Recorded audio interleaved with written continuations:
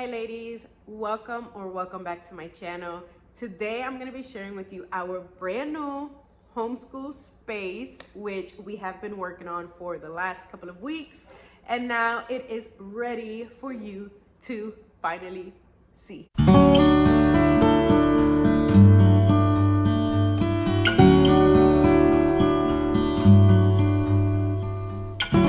If you're new here, my name is Cynthia from thegracefulhomemaker.com, and I make videos on homeschooling and homemaking, but on my blog you can find lots and lots of more resources on homemaking.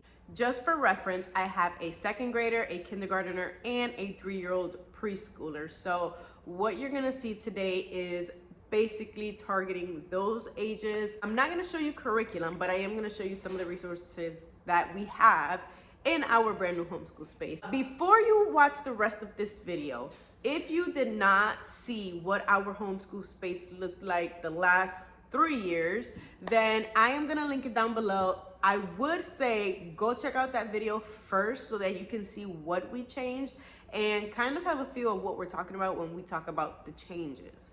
Or when you see the changes. So I will have that link down below, but if you've been here for a while and you saw or you've seen what our homeschool space looked like before, then let's go ahead and turn around the camera and show you guys around.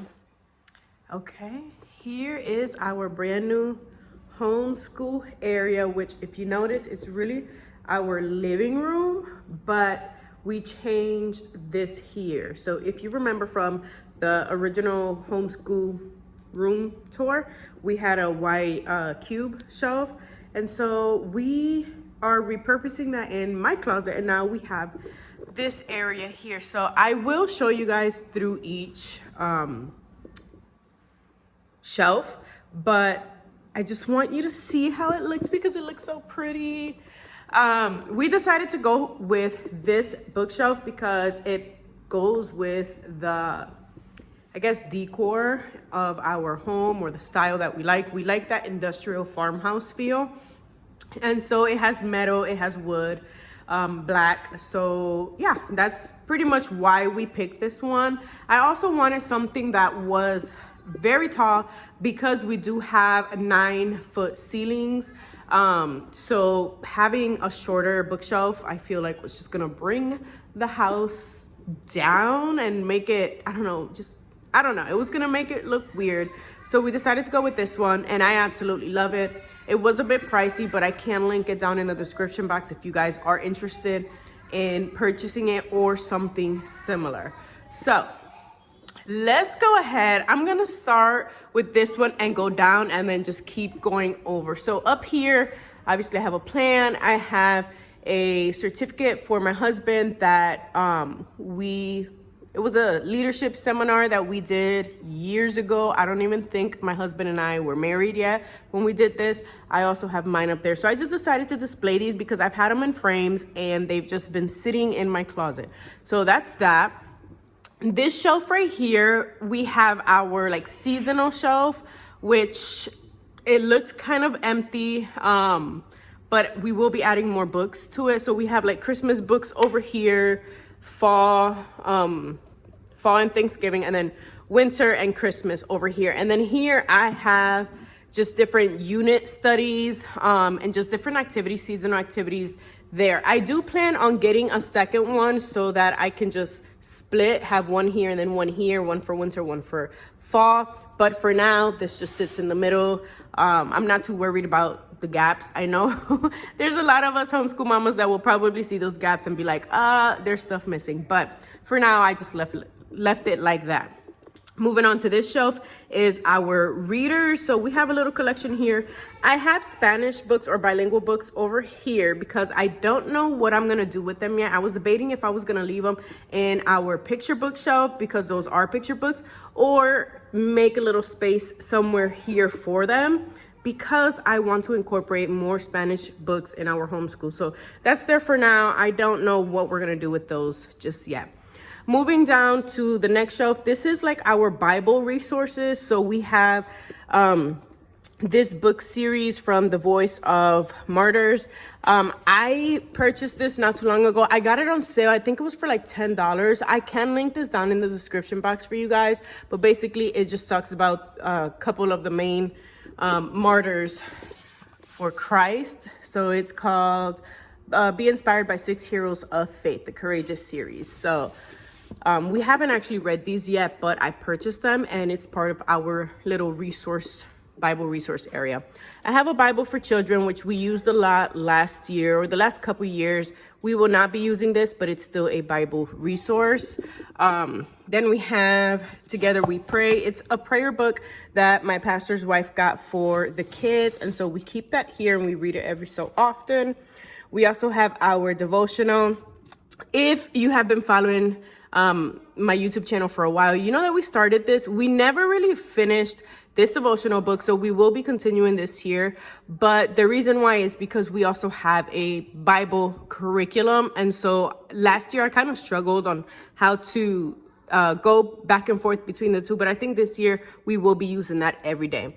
Then I have 2 of my kids' Bibles here. I have my 7-year-old and my 3-year-old. My 5-year-old has her Bible in her room, but we are going to be having our Bibles here on the homeschool bookshelf because that's going to be part of our daily routine. So today's Monday when I'm filming this. We had church yesterday, and so normally they just bring the Bibles back to their room and my daughter just hasn't brought hers. Okay, next we have my 2nd grader's shelf. So each kid has a shelf. This is my 2nd grader, my preschooler, and then my kindergartner. What we have here is all of her current curriculum. So like this is the Good and the Beautiful Language Arts. We decided to go ahead and print it off this year instead of purchasing the whole bundle because we did not use the extra stuff that they include in their curriculum bundle. So we just printed off the curriculum for free and we're all set to go. This right here is going to be our literature study binder, or at least her binder. Each of my daughters are going to have one for our literature units. Then we have our sketchbook for arts, all of her curriculum here. Then we got baskets down here. I guess I can show you guys what I have here. I have a basket of Play-Doh. I have to get the kids new Play-Doh. This is going to be our basket for Read Aloud. So if you have not read the Read Aloud Revival, it's an awesome book. If you love to read and you want to instill that habit into your children, I would definitely recommend it. I'll link it down below if you're interested. But one of the ideas that Sarah gave in her book was to have a basket specifically for read aloud time. And it's just a basket of activities, silent activities, quiet activities that your kids can do while you are reading. So we have been working on that. Everything's just thrown in there, but I guess another day or in another video, I can show you exactly what I have in there. But moving on now to this shelf, I have my preschoolers' activities. We have more things for him, but I have not put it out because he's just ready to get into everything. So we'll just leave the activities that look exciting and fun aside for now. Then we got my Epson printer, which I absolutely love. I just invested in this not too long ago. We printed out both of the girls' language arts curriculum. We printed out a bunch of documents for my husband's company. And so we still got plenty of ink left. I've also printed out 2 different literature units and we still have all that ink. So it's great. Okay, now this is my section. I have all of my teacher's guides, my, what is this? Literature units. Oops, there goes that. Okay, literature units are here. All of my teacher's guides. And let's see if I can fix this now. Okay, so I have, this is the notebook I use to plan. And then my homeschool planner goes right here as well. I just took a picture of this area, so that's why that was not there. And then this basket is for our calendar work every morning. Up here we have our basket, which I love this. This is probably the best homeschool find this year for me. I got this at Goodwill for like 99 cents and it is a pencil caddy. So I have our pencil caddy here. I have to add to it, but I have colored pencils, scissors, pencils. I'm not sure what I'm gonna add over there, but I didn't want to put like crayons because I feel like crayons, they get super messy. The kids are always peeling off the stickers or the covers and then they're breaking them. So I decided color pencils will be here this year. I got my little cup, My Hope is in Jesus. This was from my original shop from an old blog that I had, but I don't have it in my shop anymore. So if you guys would like a mug like this with this logo, let me know. I have been debating whether or not to put this back on my shop, but yeah, this is from my shop.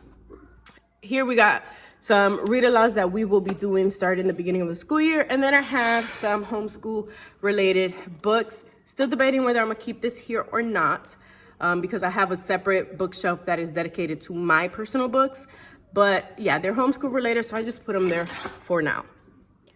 Moving on to the top one, we've got, these are books that literally are like too tall for our picture book shelf, so I just put them here, and I think they go perfectly. We got the 50 States, World Atlas, what is this?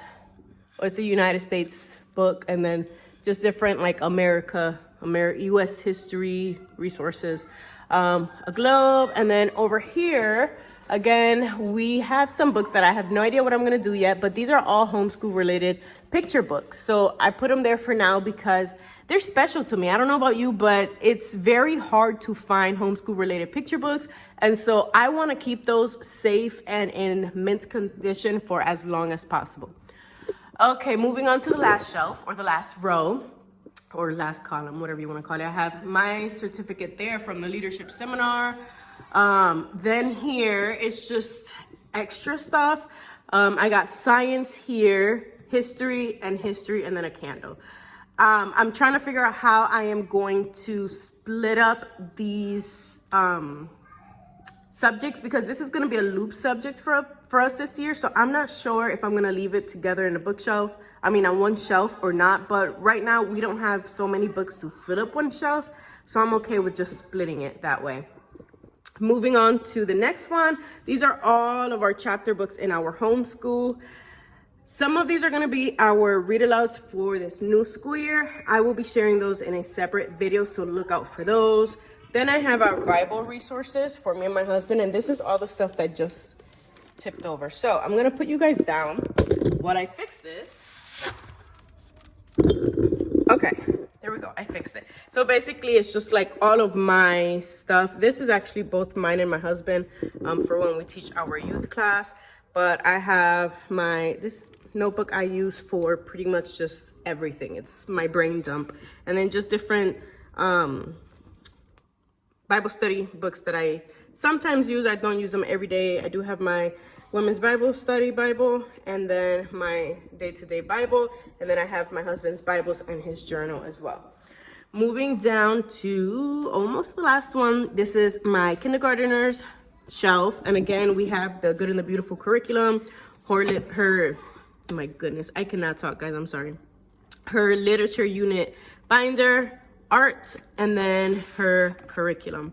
And then down here, this is some of the stuff I was talking about that I have for my preschooler. So this is actually Molly's old math box, which I haven't gotten rid of it, even though there was a recall, because I can use some of those manipulatives for this year. We also got this. So this is basically gonna be our math basket, math manipulatives, and just different things that we can use for math.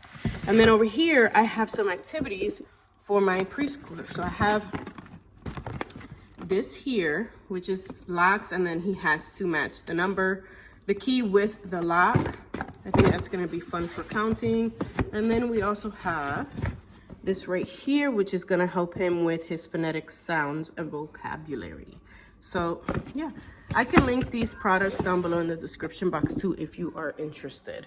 Now I'm gonna show you this real quick. This is our whiteboard. This is the back of our whiteboard. We had this up last year on the wall, but obviously I don't have the space for it. So I decided to maximize my space. And since we have the whiteboard, I never use the back. Obviously, it doesn't need to be hung anywhere. So I decided to go ahead and put our calendar, and just every morning we will be working on this and then putting it away. This is the front of the whiteboard.